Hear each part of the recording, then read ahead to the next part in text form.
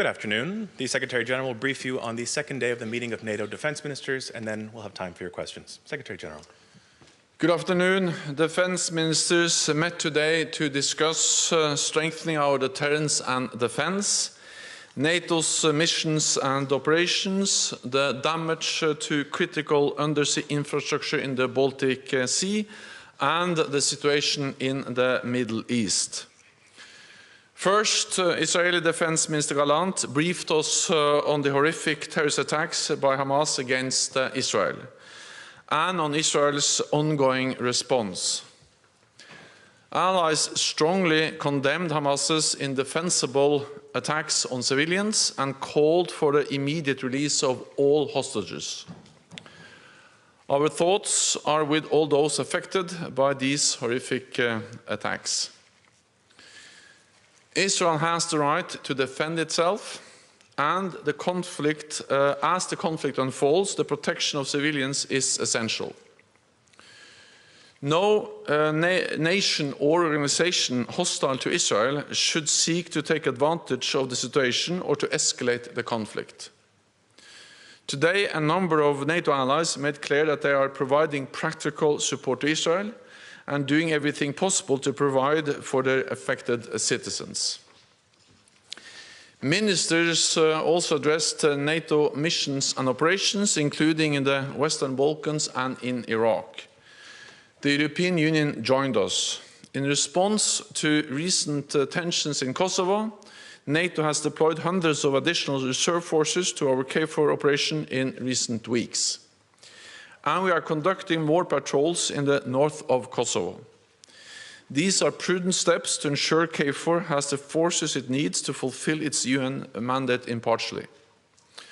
Belgrade and Pristina must behave responsibly, refrain from destabilizing actions, and re-engage in the EU-facilitated dialogue. This is the only way to lasting peace in Kosovo. In Bosnia-Herzegovina, NATO continues to support the EU-led Operation Althea, which plays an important role in regional stability. In Iraq, our mission is expanding its support to Iraqi security institutions to help prevent the return of ISIS. Terrorism remains the most direct asymmetric threat to the alliance. So today I can announce that Assistant Secretary General Tom Goffers will serve as my special coordinator for counterterrorism. He will ensure that NATO's response to terrorism remains strong, effective and coherent. Defense ministers also addressed our progress in strengthening NATO's defenses. At the Vilnius summit, we agreed the most robust defense plans since the Cold War. We are now taking the next steps. This means assigning the necessary forces, developing new capabilities, and adjusting our command and control structures. Russia's war on Ukraine is a reminder of the important role NATO's nuclear weapons play in deterring aggression. Next week, NATO will hold its annual nuclear exercise, Steadfast Noon. This is a routine training event that happens every October. This year, the training will take place over Italy, Croatia, and the Mediterranean Sea. Our exercise will help to ensure the credibility, effectiveness, and security of our nuclear deterrent. And it sends a clear message that NATO will protect and defend all allies. Today, ministers also addressed the damage to critical undersea infrastructure in the Baltic Sea.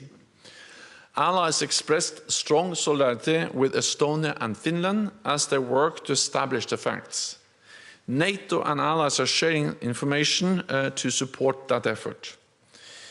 If this is proven to be a deliberate attack on critical infrastructure, it will be a serious incident, and it would be met by a united and determined response.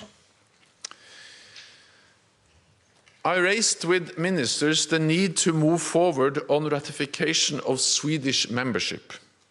And I'm glad that the Turkish defense minister confirmed that Turkey stands by the agreement from Vilnius to finalize Swedish accession. So I now expect that the Turkish government will submit the accession protocol to the Grand National Assembly and work with the Assembly to ensure speedy ratification. And with that, I'm ready to take your questions. Start with the Associated Press in the middle of the room here, please.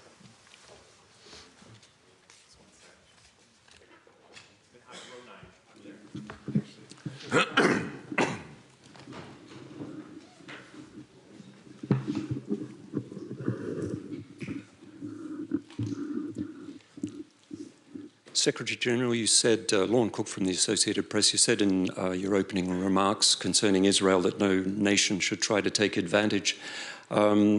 Is there concern among allies that Russia indeed might be trying to use this, and in what way do you fear that it may do that? Thank you.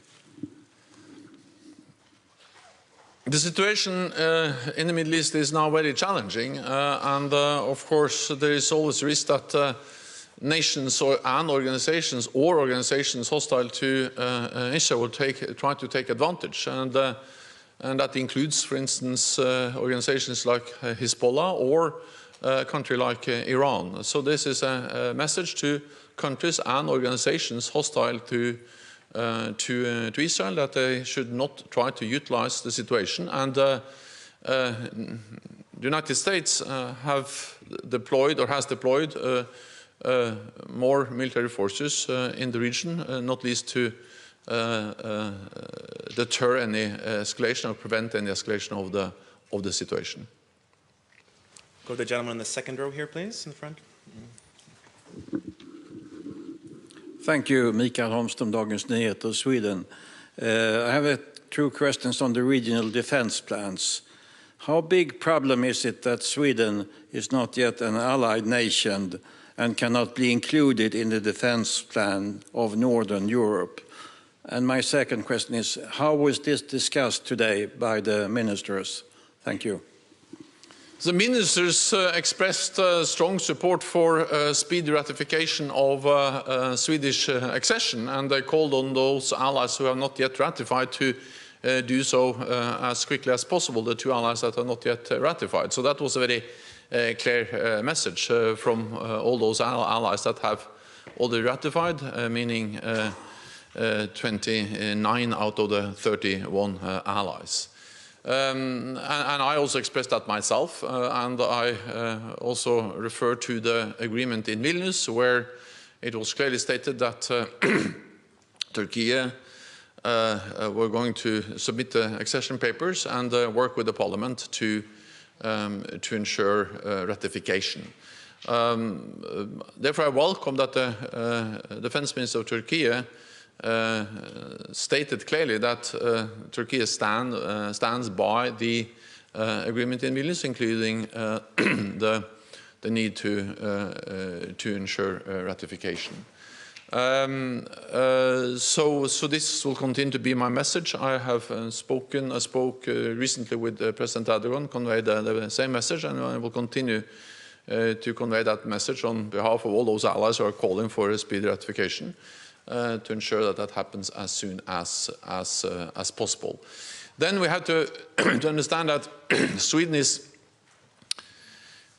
already very much integrated into NATO, politically, but also militarily. And of course, even though they're not formally a member and cannot be formally integrated into all our structures, the reality is that they participate in NATO meetings, the military structures, the civilian structures, and of course the fact that we have decided that Sweden has already been invited, has the status as an invitee, also makes it possible to take more and more into account when we do our planning, when we develop our capability targets, also the fact that soon Sweden will also be a member. So, of course, we would like to finalize this as soon as possible, but at the same time, Sweden has come a very long way already on their way to become a full member of the alliance.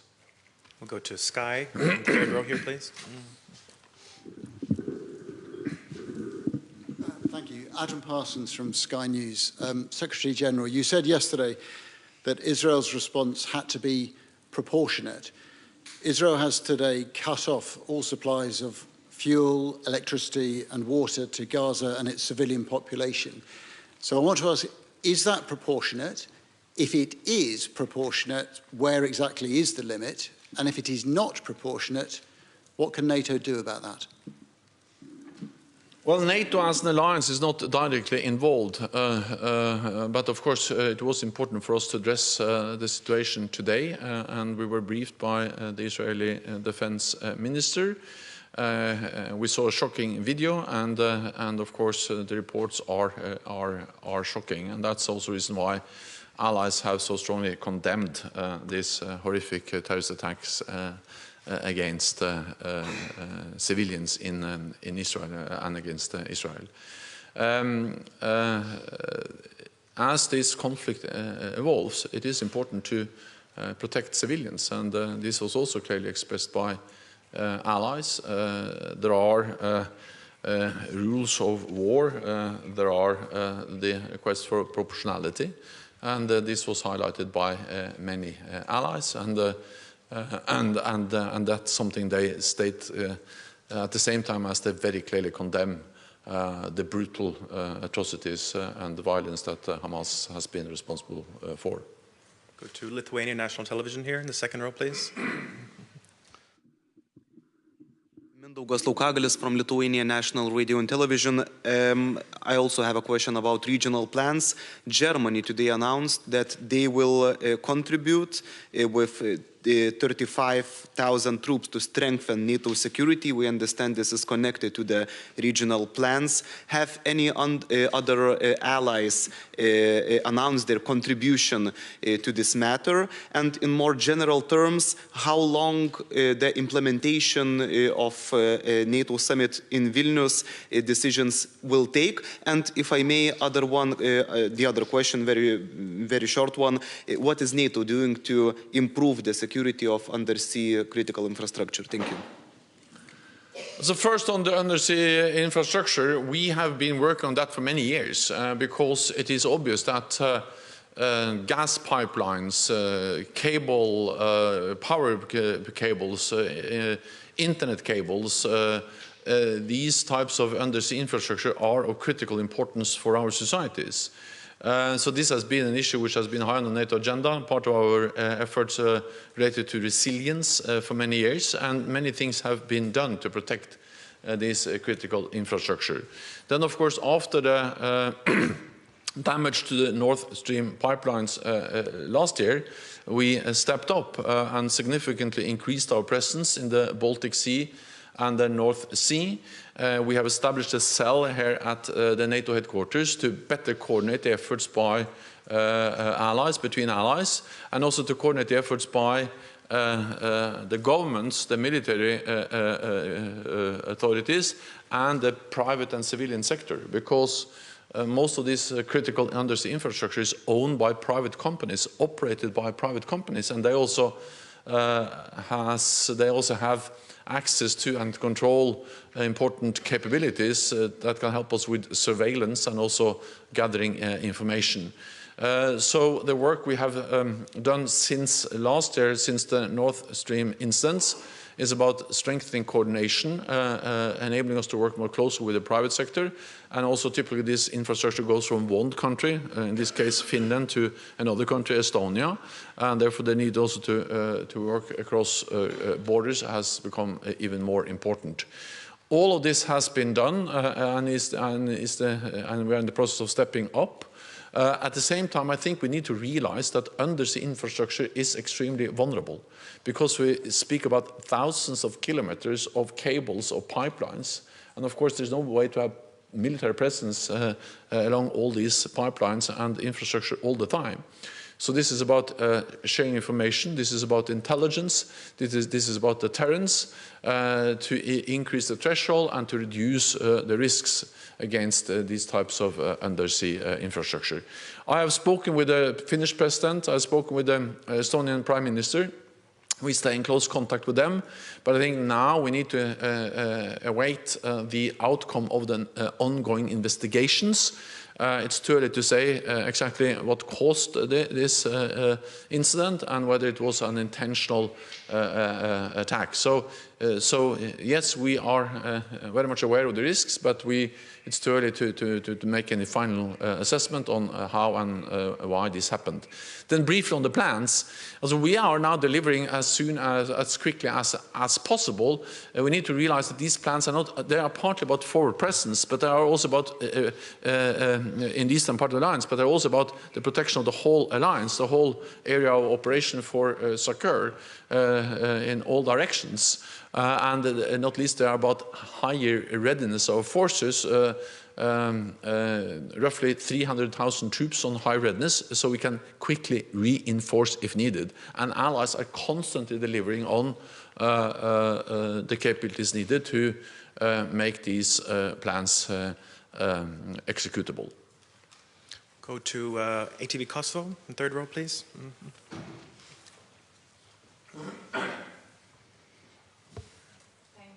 Flaka Vitaku, ATV Kosovo. So I have two questions. The first one, how do you assess the current security situation in Kosovo, and how long will the mandate of NATO's mission KFOR in Kosovo will last? Well, first of all, we have a very clear UN mandate, and of course we continue to follow up on that mandate, and there is no indication that mandate will change.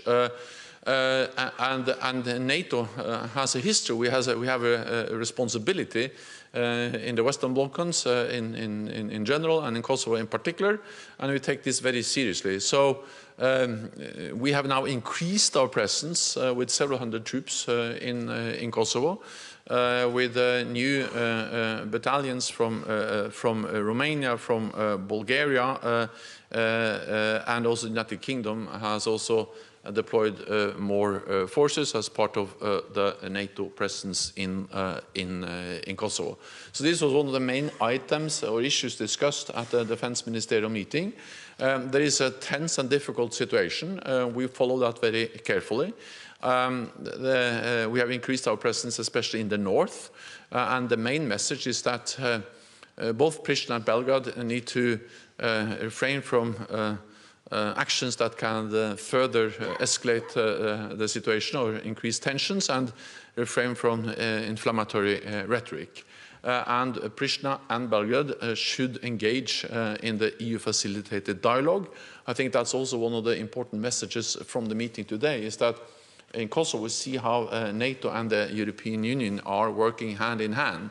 The NATO military presence, the increased NATO military presence, supports the diplomatic and political efforts of the European Union. And we had the European Union also present at the meeting, and I think it's good to see that in a difficult and challenging situation in Kosovo and in the Western Balkans, Bosnia and Herzegovina, the EU and the European Union are actually working more closely together than we've done for a long time, and that's a good thing to see. I think we have time for one more. We'll go to ZDF over here on my left, please. Hi, ZDF, German TV. Could you please explain what was shown in the video that the Israeli minister brought, and what was the reaction amongst the ministers?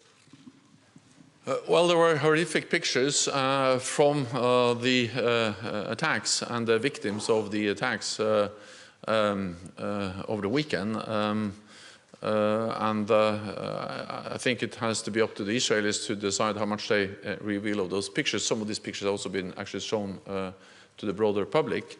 The main message was that it just confirmed the brutality of the attacks, how innocent civilians, young people were killed, and of course it makes a strong impact on all of us when we see the pictures and the video describing the consequences of this horrific attack against Israel. That concludes this press conference. Thank you very much. Thank you so much.